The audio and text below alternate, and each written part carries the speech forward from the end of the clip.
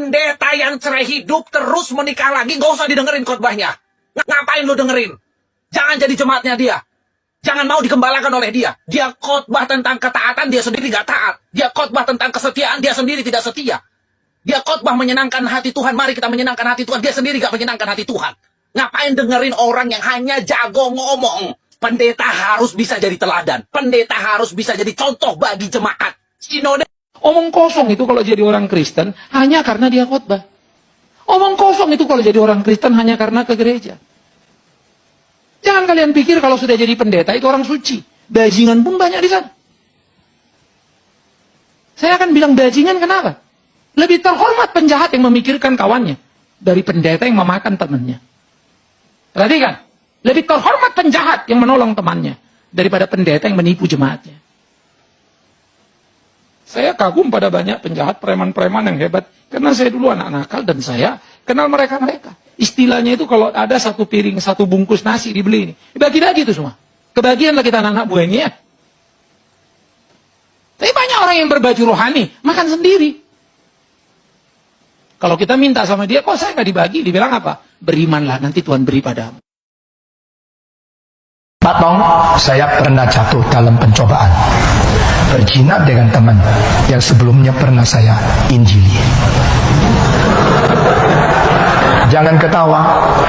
Setan senang sekali kau ketawa. Saya sangat sedih.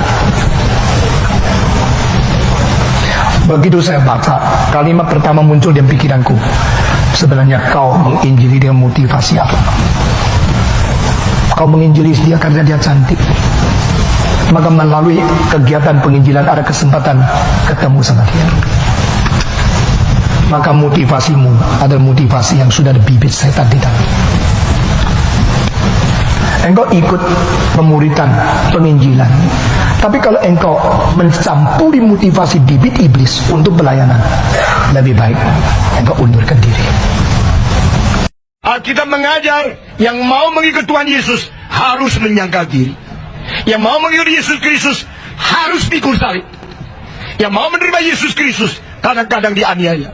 Sudah lebih 900 gereja di Indonesia dibakar oleh orang-orang yang tidak bertanggung jawab, oleh orang-orang yang tidak menghormati Pancasila, oleh orang-orang yang namanya beragama tapi hatinya melawan Tuhan. Saudara-saudara, dan saya belum dengar berapa orang yang membakar gereja sudah dibawa ke pengadilan. Saya belum dengar hukum dilaksanakan di Indonesia dengan ketat. Tetapi saya berkata kepada saudara, kebangkitan Kristus telah mengalami hal yang sama. Pada waktu Yesus disalibkan di atas kayu salib, dengar baik-baik apa yang terjadi. 6 hal yang menakutkan yang terjadi. Agama merosot. Kedua, politik merosot. Ketiga, hukum merosot.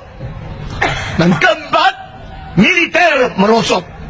Kelima, masyarakat merosot.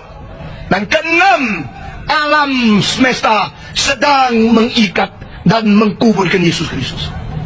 Di dalam hal ini kita lihat tidak ada pengharapan lagi bagi manusia. Kalau politik sudah bermain-main, kalau hukum dipermain-mainkan, kalau itu hukum dipermainkan, politik dipermainkan, agama juga dipermainkan, militer bermain-main, semua bermain-main, manusia masih